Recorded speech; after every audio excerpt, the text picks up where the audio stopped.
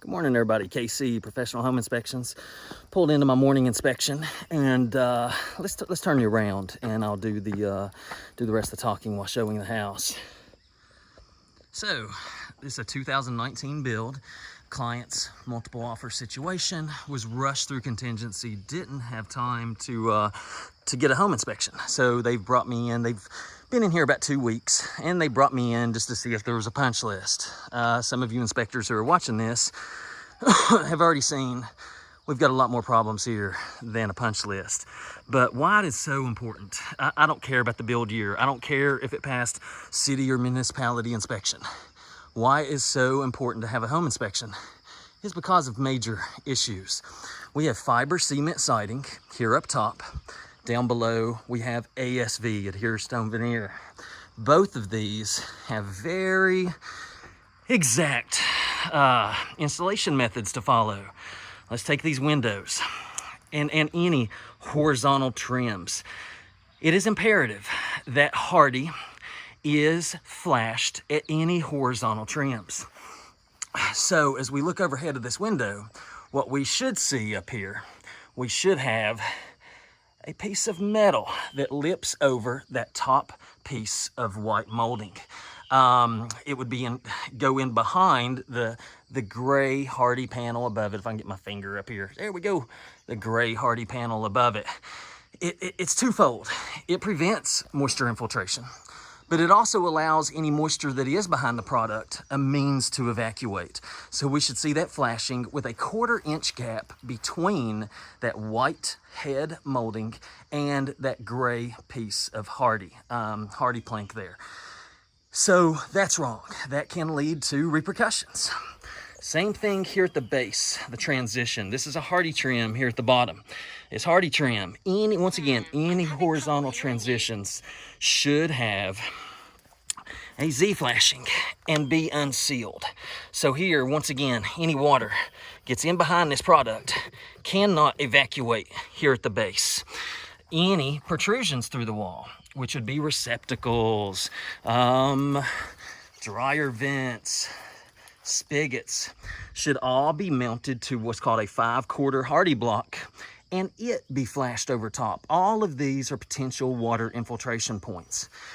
Then let's look at our ASV, and that is the stone at the bottom. This stone should have 6 inches of grade clearance. Let's think of this stone as a hard sponge. It will wick up moisture from the ground and capillary action pull it farther and farther up. If the WRB and 2 layers of WRB, which is what should be behind there, has any deficiency to them whatsoever, we are going to get water to the wood framing of the wall.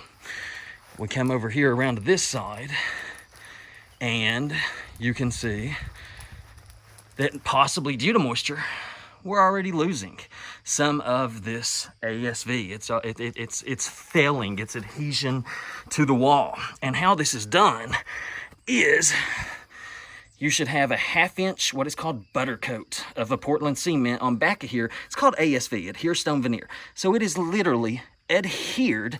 You put on 1/2 inch of Portland cement butter coat and you adhere it to the wall. Well, you can tell that this was not hit with anywhere near a 1/2 inch, and therefore as a result it has failed. These sidings have to be done right on the money to ensure that we're not going to have water infiltration into the wall cavity. Lastly, let's look at this grading. Bar none, the most important thing that I look at, the grading has to slope away from the structure. 6 inch drop, first 10 feet away. So when you come out 10 feet, you need a 6 inch drop. Gives you 5% grade, making sure that when it rains, that rainwater can get away from the house. Guys, where in the world is rainwater going to go here? It's going to pond against the foundation walls.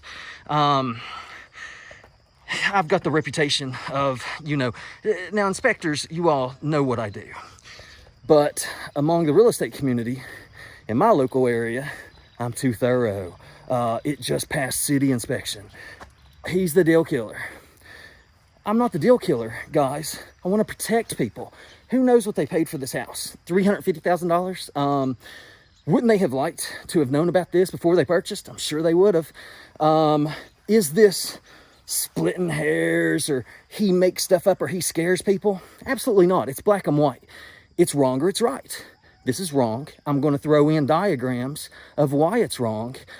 So now they're going to have to watch this, particularly the sidings, and see if it allows for repercussions. The grading is going to allow for repercussions. There just is no other way around it.